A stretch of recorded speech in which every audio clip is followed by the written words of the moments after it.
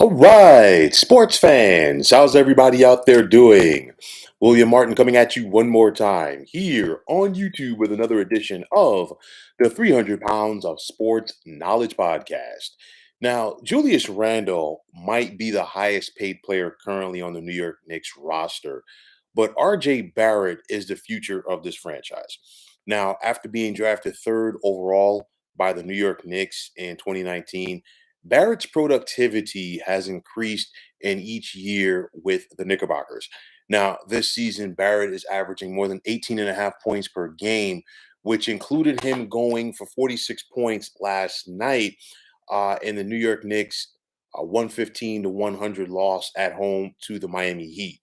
Now, this season, the Knicks are currently 25 and 35, which is only good enough for 12th place in the Eastern Conference. The Knicks are still in the mix to make the NBA's play-in tournament, but you look at the way that the Hawks are playing right now, who are currently in 10th place, as well as the Washington Wizards, who are in 11th, and the Knicks have their work cut out for them if they're going to catch those teams. But honestly, for the sake of argument, even if the Knicks were to make the play-in tournament, how much damage could they really do in the postseason right now? And for my money, as this season is a wash for New York, I really think they need to start looking towards the future in regards to building a team and getting more talent around the young Barrett. Now, to me, I said it then and I'll say it again now. The Knicks shot themselves in the foot when they gave Julius Randle that huge contract extension last summer. I know that Randle had a career year for the Knicks last year, was able to make the All Star team, you name it. But, I think what we saw in the playoffs from Julius Randle was kind of telling of things to come as he got exposed by the Atlanta Hawks. And the thing is, Julius Randle is a guy, but he's not the guy.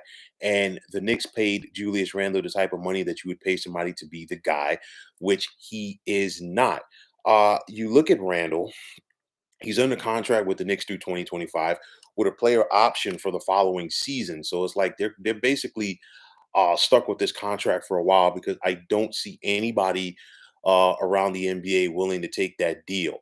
Now, obviously, this falls into the lap of Knicks management. We've seen them make questionable decisions for decades now in regards to trading players, uh, signing players, trading for players, you name it. But the thing is, you have to be optimistic. Maybe they try to find a way to do the right thing by Barrett because the sky is the limit for this kid, and you see the talent, you see the potential. You look at it, in my opinion, from RJ Barrett. I think he would really, benefit from having a quality floor general leading things on the court for New York. And that's something that the Knicks have not had in some time. And I know that they're hopeful that an older Derrick Rose will return from injury at some point and try to provide a spark. But, no offense to Derrick Rose, but that's asking for a lot from him at this point in his NBA career. This definitely falls into the laps of head coach Tom Thibodeau, along with the front office of Leon Rose and Scott Perry.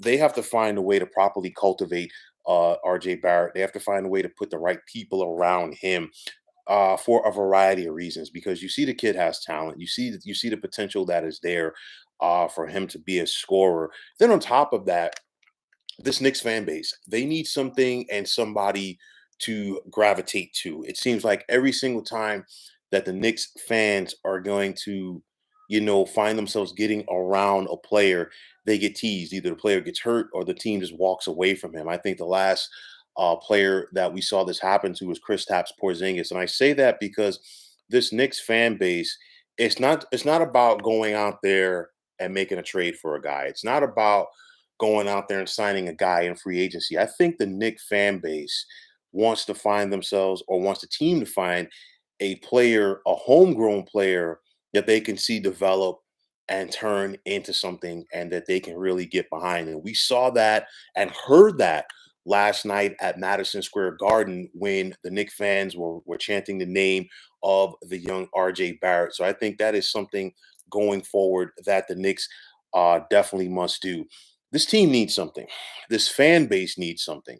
And this franchise needs something. Last year definitely gave Knicks fans hope, But, like I said the other day, the Knicks did that in a weaker Eastern Conference. The East has gotten a lot better this year.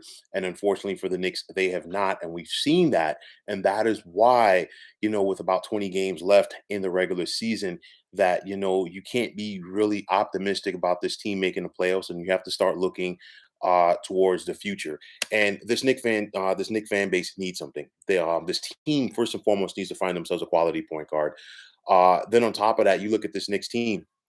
Go back to the year 2000. That was the last time that the Knicks made the Eastern Conference Finals, and since that time, the Knicks have only won one playoff series. And since that time, they've only had 5 trips to the postseason. And this is a fan base where they were accustomed to seeing their team consistently get to the postseason in the 1990s. And of course, if you were born in the late 90s and beyond, you really haven't seen that success from this Knicks team. But I think the thing is this: the front office for the Knicks, they have to see what they have in RJ Barrett. They have to like and love what they see in RJ Barrett because the potential is there for him to do some big things for this franchise. And now I think the onus is going to be on them to go forward to put the proper pieces around him. The Knicks have not always done the right thing from a front office standpoint. So you're optimistic that they can get it right, but you're realistic that they will find a way to screw it up. We'll have to wait and see. But the bottom line is this: you cannot overlook the potential of the youngster and Mr. Barrett. He has his former college teammate with him now, and Cam Reddish, of course, is a trio. Reddish, RJ, and Zion Williamson in that one year together at Duke. So you have two of the three together.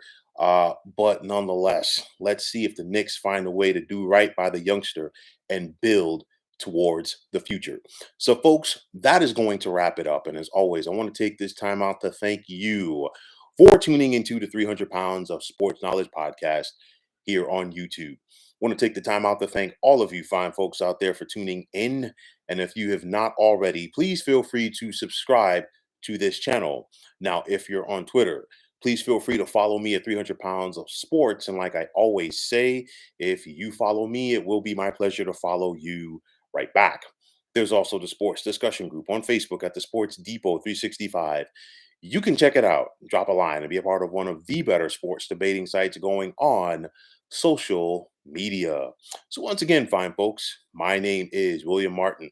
I'm signing off, saying take care and have yourselves a wonderful day.